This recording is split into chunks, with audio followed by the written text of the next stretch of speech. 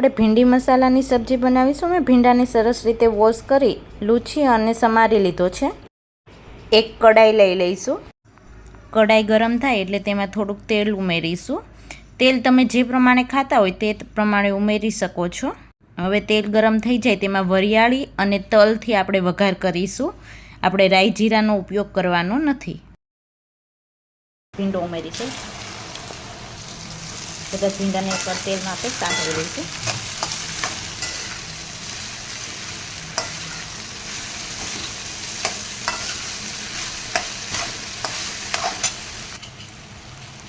હવે તેમાં થોડીક હળદર, મીઠું સ્વાદ પ્રમાણે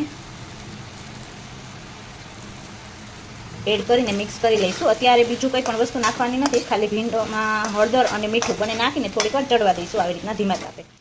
મેં 10-15 કળી લસણની લીધી છે। હવે તેને ખાંડી નાખીશ।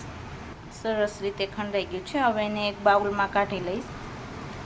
મેં આમાં તલ, વરિયાળી અને સિંગદાણાને થોડા રોસ્ટ કરી અને પછી તેને ભૂકો કરી દીધો છે। આવી રીતના અધકચરું રાખવાનું છે। આપણે ભીંડાને પણ વચ્ચે વચ્ચે હલાવતા જઈશું। આમાં એક મુઠ્ઠી જેટલા મમરા અને એક મુઠ્ઠી જેટલી જે બેસનની પાપડી આવે ને એ બંને ક્રશ કરીને એ પણ એડ કરી દીધા છે। હવે આપણે આમાં બીજા મસાલા એડ કરીશું। મરચું પાવડર,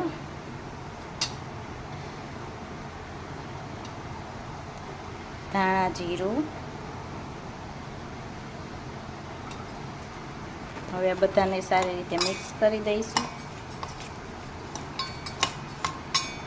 આ મસાલો છે ને આવી રીતના ડ્રાય જ રાખવાનો છે।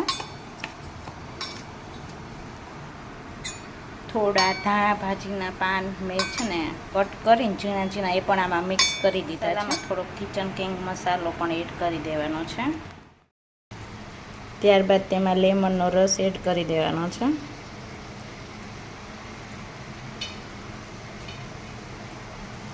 હવે જે આપણે ગાર્લિકની પેસ્ટ હતી એ પણ એડ કરી દેવાની છે। હવે એને સારી રીતે મિક્સ કરી દેવાની છે।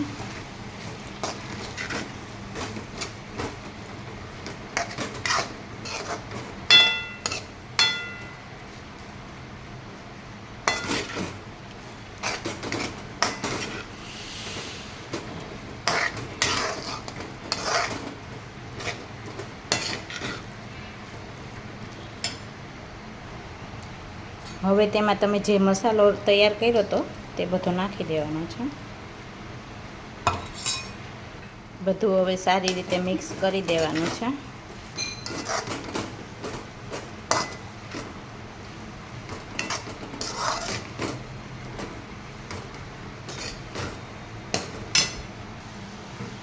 આપણી સબ્જી રેડી થઈ ગઈ છે। હવે આપણે એને એક બાઉલમાં કાઢી લઈશું।